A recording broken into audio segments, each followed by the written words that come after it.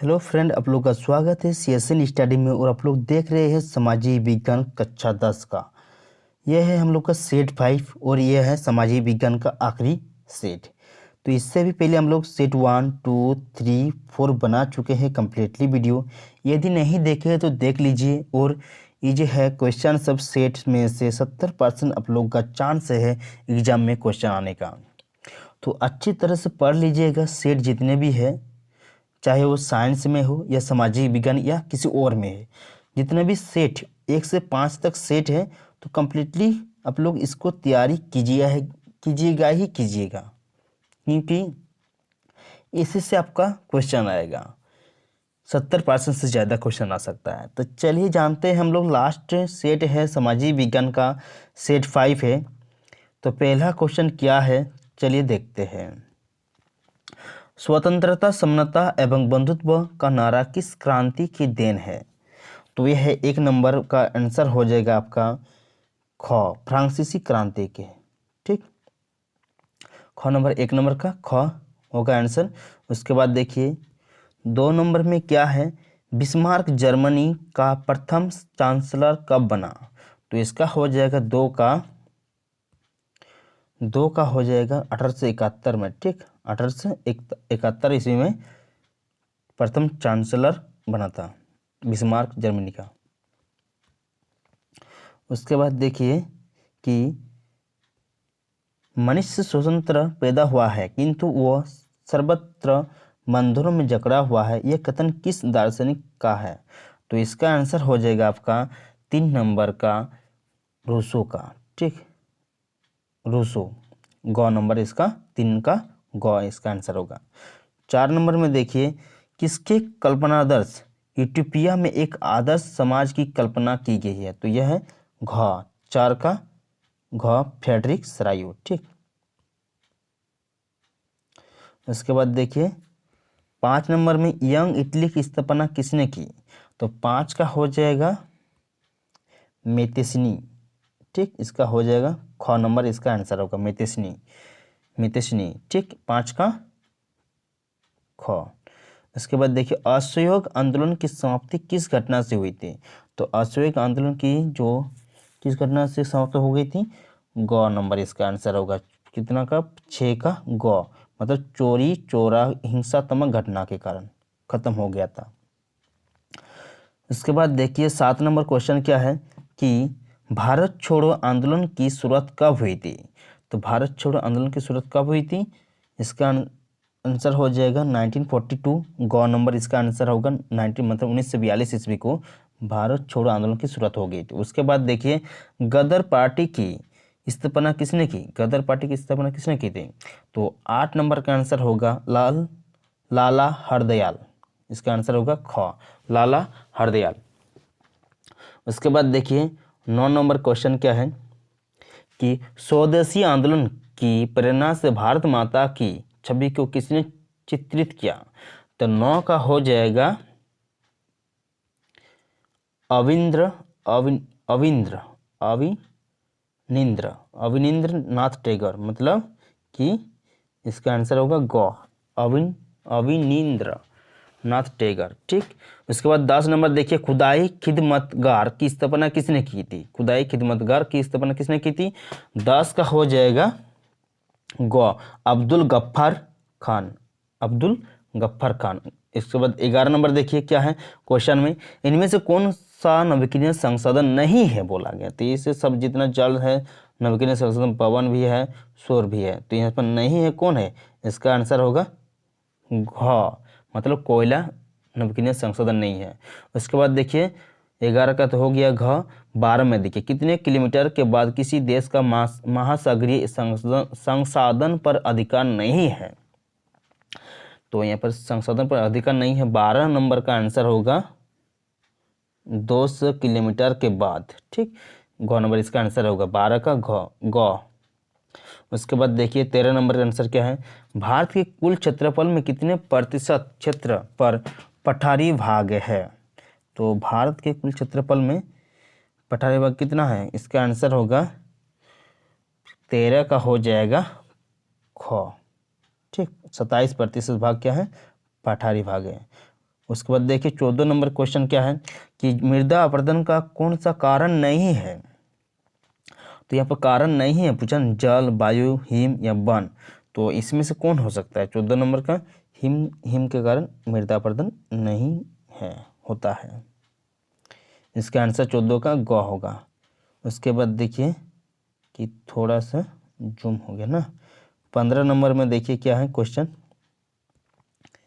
कि 15 नंबर में क्वेश्चन है कि भारत में उपलब्ध स्तनधारियों में से कितने प्रतिशत को लुप्त होने का खतरा है। स्तनधारी जीव ना, तो यहाँ पर कितने प्रतिशत लुप्त होने का खतरा है, 15 का हो जाएगा 20% लुप्त होने का खतरा है। उसके बाद देखिए ख नंबर 15 का 16 नंबर में क्या है, सदाबहार वृक्ष चीड़ एक औषधीय वनस्पति है, यह किस राज्य में पाया जाता है। तो सदाबहार वृक्ष कहाँ पाया जाता है, चीड़ एक औषधि, चीड़ वृक्ष चीड़। तो 16 का हो जाएगा आपका हिमाचल प्रदेश में पाया जाता है। ठीक, 16 का घ। 17 नंबर में देखिए पेड़ एक विशेष असीमित दयालु और उदारपूर्ण जीवधारी है जो अपने सतत पोषण के लिए कोई मांग नहीं करता है, दानशीलता पूर्वक अपने जीवन की क्रियाओं को भेंट करता है, ये सभी की रक्षा करता है और स्वयं पर कुल्हाड़ी चलाने वाले विनाशक को भी छाया प्रदान करता है। यह कथन किसका है। तो 17 का हो जाएगा गौतम बुद्ध का कथन है। ठीक, यह हो जाएगा गौतम बुद्ध, ख नंबर इस 17 का ख। 18 नंबर में देखिए विश्व में कुल आयतन का लगभग कितना प्रतिशत भाग महासागरों में पाया जाता है। तो 18 का हो जाएगा क नंबर आंसर। ठीक, 19 नंबर देखिए इसका क नंबर आंसर होगा 71% भाग। बहुउद्देशीय परियोजनाओं का कौन सा लाभ है, बाढ़ पर नियंत्रण, सिंचाई की सुविधा, जल विद्युत उत्पादन। तो इसमें लाभ तो सभी है ना, बाढ़ भी होगा नियंत्रण, सिंचाई की भी सुविधा होगा, जल विद्युत उत्पादन भी होगा। तो 19 का हो जाएगा आपके लिए घ, उपरोक्त सभी जितना दिया हुआ है ऑप्शन सभी क्या है बहुउद्देशीय परियोजनाओं का लाभ है, 19 का घ। 20 नंबर में चलिए देखते हैं क्या है। 20 नंबर में है कि पश्चिमी राजस्थान में वर्षा जल संग्रहण की रीति किस कारण से कम हो रही है। तो इसका 20 नंबर का हो जाएगा इंदिरा गांधी नहर से 12मासी जल सुविधा से। ठीक, ये तो सेट 4 में भी था ना। ठीक, इसका पश्चिमी राजस्थान में वर्षा जल संग्रहण की रीति किस कारण से कम हो रही है, इंदिरा गांधी नहर से 12मासी जल सुविधा से। तो 20 का ख नंबर। उसके बाद देखिए 21 नंबर, चलिए हम लोग चलते हैं। किसी देश के राष्ट्रीय आय को उसकी कुल जनसंख्या से भाग देने पर निम्नलिखित में क्या प्राप्त होता है। 21 का हो जाएगा आपका क्या प्राप्त होता है, सकल घरेलू उत्पाद, जीडीपी ना। किसी देश के राष्ट्रीय आय को उसकी कुल जनसंख्या भाग देने पर निम्नलिखित में क्या प्राप्त होता है, सकल घरेलू उत्पाद। तो इसका ख नंबर आंसर होगा 21 का। 22 नंबर में देखिए चलिए क्या है, एक अमीर परिवार की लड़की के लिए विकासात्मक लक्ष्य क्या हो सकता है, क्या हो सकता है। 22 का हो जाएगा उसके भाई को जितनी स्वतंत्रता मिलती है उतनी ही स्वतंत्रता उससे भी मिले। तो इसका 22 का ख नंबर होगा। ठीक, 23 नंबर में चलिए देखते हैं क्या है। शिशु मृत्यु दर क्या सूचित करता है। 7 वर्ष और उससे अधिक आयु के लोगों में सच्चा जनसंख्या, किसी वर्ष में पैदा हुए 1000 जीवित बच्चों में से 1 वर्ष की आयु से पहले मर जाने वाले बच्चों का अनुपात, स्कूल जाने वाले कुल बच्चों की संख्या, 1 वर्ष में जन्म लेने वाले कुल बच्चों की संख्या। तो इसमें 23 में हो जाएगा आपका, हो जाएगा क्या, ख नंबर इसका आंसर होगा। किसी वर्ष में पैदा हुए 1000 जीवित बच्चों में से 1 वर्ष की आयु से पहले मर जाने वाले बच्चों का अनुपात, इसका आंसर हो जाएगा ख नंबर पूरा यहाँ तक है। ठीक, तो 23 का ख हो गया। 24 नंबर में देखिए निम्नलिखित में से ऊर्जा के मुख्य स्रोत कौन कौन से है। तो इसमें 24 नंबर में देखिए क्या होगा, कोयला, पेट्रोलियम, विद्युत सभी है ना, उपयुक्त सभी। ठीक, 24 का घ होगा। 25 नंबर में देखिए क्या निम्नलिखित में से कौन सी आर्थिक गतिविधियों तृतीय क्षेत्र में नहीं आती है। तो बैंकिंग, मधुमक्खी पालन, अध्यापन, किसी कॉल सेंटर में काम करना। तो यहाँ पर 25 नंबर में हो जाएगा ख, मधुमक्खी पालन नहीं होता है, तृतीय क्षेत्र में नहीं आता है। ठीक, 25 का ख मधुमक्खी पालन। उसके बाद देखिए 26 नंबर क्या है क्वेश्चन, मनरेगा का विस्तारित रूप चुने। मोहन गांधी राष्ट्रीय ग्रामीण रोजगार गारंटी अधिनियम, महात्मा गांधी राष्ट्रीय ग्रामीण रोजगार गारंटी अधिनियम। तो ये तो जान ही रहे हैं क्या होगा, इसका आंसर हो जाएगा तो सेकंड वाला ही तो होगा, मतलब ख नंबर ही तो होगा ना, महात्मा गांधी राष्ट्रीय ग्रामीण रोजगार गारंटी अधिनियम। इसका आंसर होगा 26 का ख। उसके बाद 27 नंबर देखिए क्या है, किसी वर्ष में उत्पादित डैश के कुल मूल्य को सकल घरेलू उत्पाद कहा जाता है, सभी वस्तुओं और सेवाओं। इसका हो जाएगा कि 27 नंबर में सभी अंतिम वस्तु और सेवाओं, ये हो जाएगा ई, ख नंबर इसका आंसर होगा। ठीक, 27 का ख। 28 नंबर में देखिए क्या होगा, सलमा एक सरकारी अस्पताल में नर्स का कार्य करती है। सलमा किस क्षेत्र की गतिविधि में संलग्न है, प्राथमिक, द्वितीयक, असंगठित या संगठित। सरकारी अस्पताल में काम करते हैं नर्स का, तो ये क्या होगा, संगठित होगा ना। 28 का हो जाएगा घ। कहीं प्राइवेट जॉब करते तो असंगठित, आज सरकारी जॉब कर रहे तो संगठित है। ठीक, 28 का घ नंबर होगा। 29 नंबर में देखिए, भारत के किस क्षेत्र में छुपी हुई बेरोजगारी पाई जाती है, औद्योगिक क्षेत्र, कृषि क्षेत्र, सेवा क्षेत्र, इनमें से कोई नहीं।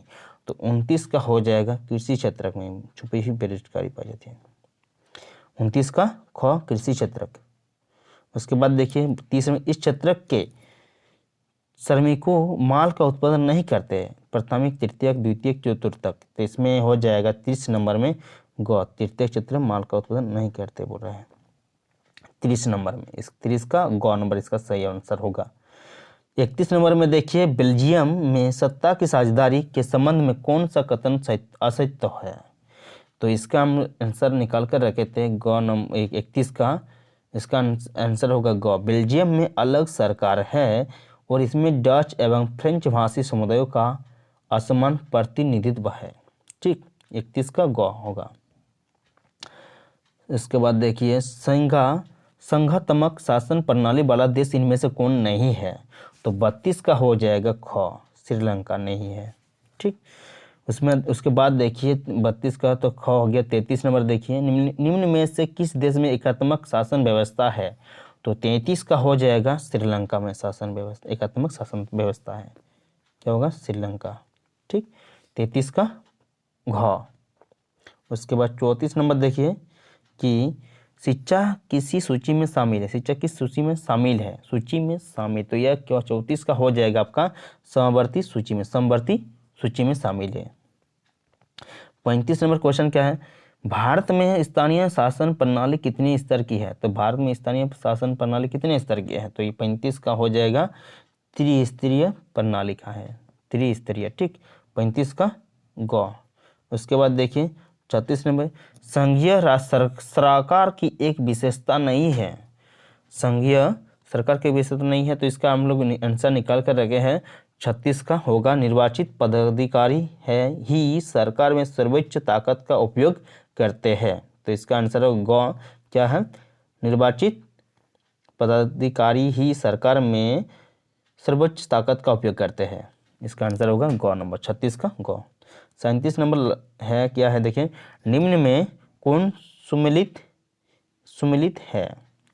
तो संघ सूची, पुलिस, कृषि, व्यापार, राज्य सूची, प्रतिरक्षा, बैंकिंग, संचार, समवर्ती सूची, वन विभाग, उत्तराधिकार। घ नंबर में है अवशिष्ट शक्ति, केंद्र सरकार। तो 37 का हो जाएगा सुमिलित है। तो अवशिष्ट शक्ति केंद्र कहाँ है, केंद्र सरकार के पास। 37 का होगा घ, अवशिष्ट शक्ति केंद्र सरकार के पास है, सुमिलित है। तो यहाँ पर 38 नंबर में क्या है, इनमें से कौन सा एकीकृत समूह का उदाहरण है। 38 का हो जाएगा आपका, इनमें से कौन सा एकीकृत समूह का उदाहरण है। तो 38 में हो जाएगा घ नंबर, बाम सेप। ठीक, 39 में देखिए, नेपाल में हुए जनसंघर्ष को निम्न में से क्या कहा गया था। तो नेपाल में जो जनसंघर्ष हुआ था उसको क्या कहा गया था। 39 का लोकतंत्र के लिए दूसरा आंदोलन, इसका आंसर होगा ग, लोकतंत्र के लिए दूसरा आंदोलन। उसके बाद लास्ट आखिरी क्वेश्चन है, तो इसको बनाने से पहले मैं यही कहना चाहता हूँ कि मेरे चैनल में नए हैं तो सब्सक्राइब कीजिए, लाइक कीजिए, और आप लोगों के लिए कहीं भी समझ में नहीं आता है तो आराम से आप लोग के लिए कमेंट बॉक्स खुला हुआ है, इसमें कमेंट कर सकते हैं। तो 40 का आंसर होगा क्या होगा, चलिए बताती है आप। लोकतंत्र और जनसंघर्ष के संबंध में क्या असत्य है? तो इसका आंसर हो जाएगा पहला ही तो है, क नंबर आंसर इसका। लोकतंत्र का जनसंघर्ष के माध्यम से विकास अवरुद्ध होता है। ठीक, जय हिंद। इसी तरह मेरे चैनल में बने रहिएगा। सेट 1 से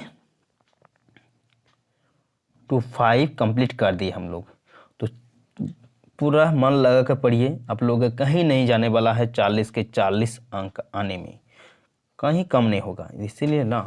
तो आप लोग जय हिंद। मिलते हैं हम लोग अगले वीडियो में। तो सब्सक्राइब कीजिए और नहीं भूलिएगा शेयर करना। तो मिलते हैं आगे वीडियो में।